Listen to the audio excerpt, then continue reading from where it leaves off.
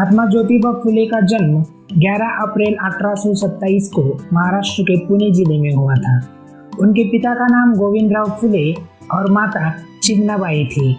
उनके पिता और 2 चाचा फूल बेचने का काम करते थे, जिससे उनका परिवार गुजारा करता था। ज्योतिबा फुले की माता का निधन जब वे केवल 9 महीने के थे तब हुआ था। ज्योतिबा फुले ने अपनी प्राथमिक शिक्षा मराठी में प्राप्त की थी। उन्होंने पुणे के स्कॉटिश मिशन हाई स्कूल में प्रवेश लिया और अपनी माध्यमिक शिक्षा पूरी की। ज्योतिबा फुले एक होनहार छात्र थे। उन्होंने कबीरपंथी फकीरों से कबीर के दोहे और शिक्षाएं सुनी, जिसका उनके जीवन पर गहरा प्रभाव पड़ा। ज्योतिबा फुले का विवाह 13 वर्ष की आयु में सावित्रीबाई फुले के साथ हुआ था। सावित्रीबाई फुले न केवल उनकी जीवन साथी थी, बल्कि उन्होंने महिलाओं के अधिकारों और शिक्षा के क्षेत्र में भी महत्वपूर्ण योगदान दिया था। वह भारत की पहली महिला शिक्षिका थी। एक दिन महात्मा ज्योतिबा फुले को उनके ब्राह्मण दोस्त की शादी का बुलावा आया। ज्योतिबा ओबीसी समुदाय से आते थे, जिसकी वजह से उनका दर्जा अतिशूद्र से थोड़ा ऊंचा था। उस वक्त ऊंच नीच और जातिगत भेदभाव की प्रथा बहुत फैल चुकी थी। ज्योतिबा फुले जब सुबह अपने उस ब्राह्मण दोस्त की शादी में शामिल होने के लिए निकले, तब वह ये नहीं जानते थे कि उनके साथ उस ब्राह्मण दोस्त के शादी में क्या होने वाला था। वे इस बात से पूरी तरह से अनजान थे। ज्योतिबा फुले थोड़ी ही देर में उस ब्राह्मण दोस्त की शादी में शामिल हो जाते हैं। जब बारात निकलती है, तब कुछ ब्राह्मण पंडित ज्योतिबा फुले को उनके साथ उस बारात में चलते हुए देखते हैं। तब उसी समय ज्योतिबा फुले के ब्राह्मण दोस्त की बारात को रोक दिया जाता है और उनमें से कुछ ब्राह्मण ज्योतिबा फुले की ओर देखकर कहते हैं कि ये तो माली शूद्र का बेटा है और इसकी इतनी हिम्मत कि ये हमारे साथ हम ब्राह्मणों की बारात में चलेगा। तब कुछ ब्राह्मण ज्योतिबा फुले को शूद्र कहकर उनका बहुत अपमान करते हैं। इसी एक घटना की वजह से ज्योतिबा फुले ये ठान लेते हैं कि शूद्रों और अतिशूद्रों की स्थिति को सुधारने के लिए जो कुछ भी करना पड़े वे करेंगे। महात्मा ज्योतिबा फुले का शिक्षा के क्षेत्र में योगदान अत्यंत महत्वपूर्ण और प्रेरणादायक है।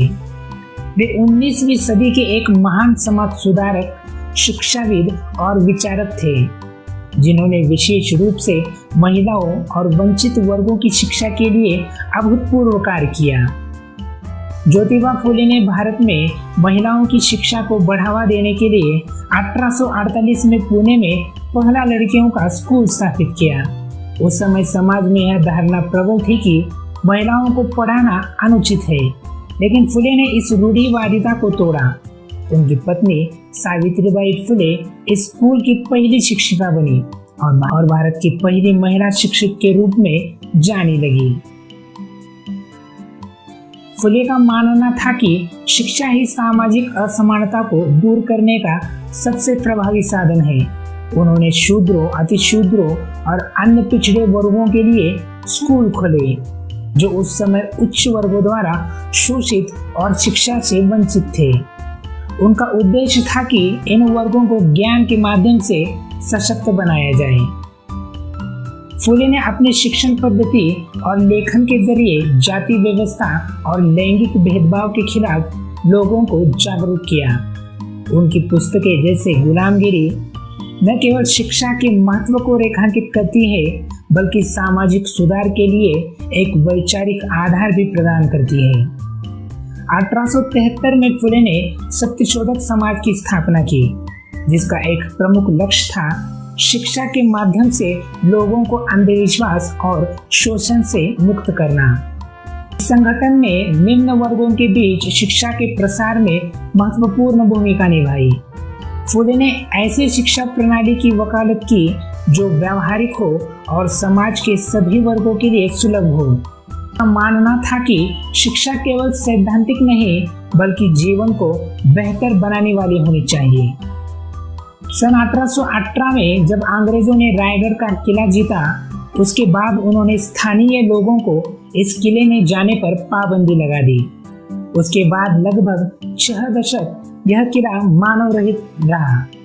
इस वजह से किले पर घने जंगल की तरह कई पेड़ पौधे और झाड़ियां बढ़ गई, जिससे इस किले को पहचानना मुश्किल हो गया था।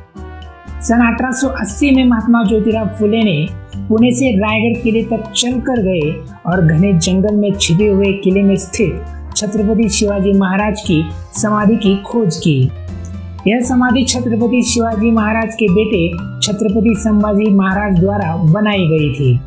महात्मा ज्योतिराव फुले ने इस स्थान को साफ किया और भारत की मिट्टी में जन्म लेने वाले सबसे महान राजा को नतमस्तक होकर अपना आदर भाव समर्पित किया। संभाजी महाराज द्वारा निर्मित मूल समाधि एक अष्टकोणीय संरचना है जो गुंबज के आकार की संरचना के नीचे रहती है।